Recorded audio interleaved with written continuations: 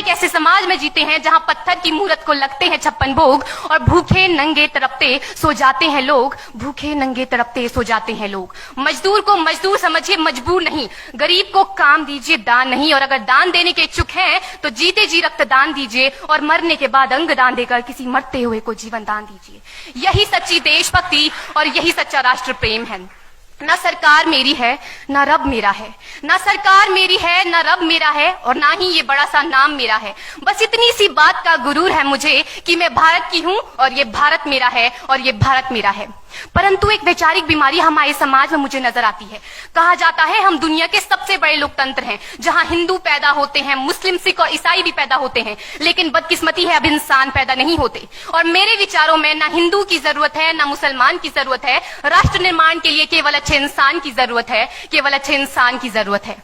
जरा सोच कर देखिए, ये पेड़ पौधे और शाखाएं भी परेशान हो जाएं अगर परिंदे भी हिंदू और मुसलमान हो जाएं।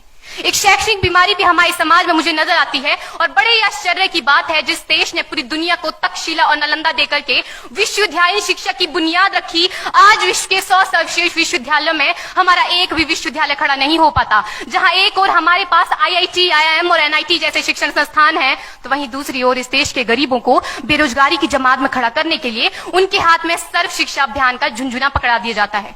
और मैं बता दूं, इस शैक्षणिक बीमारी का केवल एक कारण वो ये कि हमारे देश की शिक्षा नीति केवल 2 तरह के लोगों के लिए बनती है। पहले वो जो विद्वान हैं और दूसरे वो जो धनवान हैं।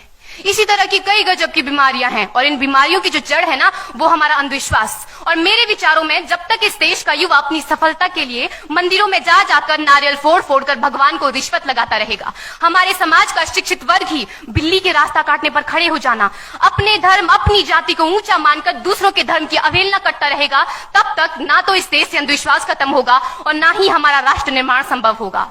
हमारी संस्कृति, हमारी सभ्यता को दुनिया ने शीश नवाया है, तो क्यों आस्था के नाम पर हमने अंधविश्वास फैलाया है। मेरे विचारों में हमारा राष्ट्र निर्माण तब संभव होगा जब इस देश में महिलाओं की पूजा नहीं उनकी इज्जत की जाएगी। राष्ट्र निर्माण तब संभव होगा जब हम जाति का आरक्षण नहीं बल्कि सामाजिक सशक्तिकरण पर बात करेंगे।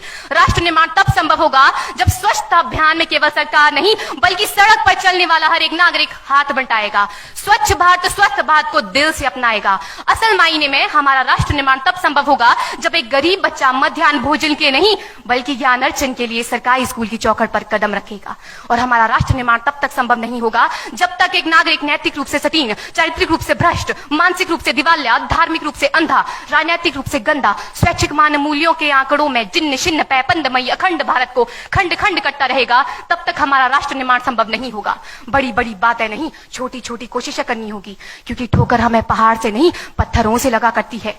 I being an Indian, I being a student, I being a symbol daughter of this motherland feel proud to be an Indian। और मैं सैल्यूट करना चाहूंगी सरहद पर दिन रात हमारी रक्षा के लिए खड़े हर उस जवान को, इस देश की पुलिस, प्रशासन और किसान को, और इस देश के हर उस व्यक्ति को जो अपना काम पूरी ईमानदारी, पूरी मेहनत और पूरी लगन से करते हैं, जिनके बिना राष्ट्र निर्माण की कल्पना करना भी असंभव सा लगता है। और आज इस मंच पर पूरी जिम्मेदारी के साथ मैं भारत की बेटी ये कहती हूं कि हमारा राष्ट्र निर्माण तब संभव होगा जब हम सभी, मैं, आप, हम सब मिलकर प्रयास करेंगे, क्योंकि हमारे देश की जिम्मेदारी नहीं है हमें आगे ले जाने की, हमारी जिम्मेदारी है अपने देश को आगे ले जाने की, अपने राष्ट्र को आगे ले जाने की, अपने वतन को आगे ले जाने की।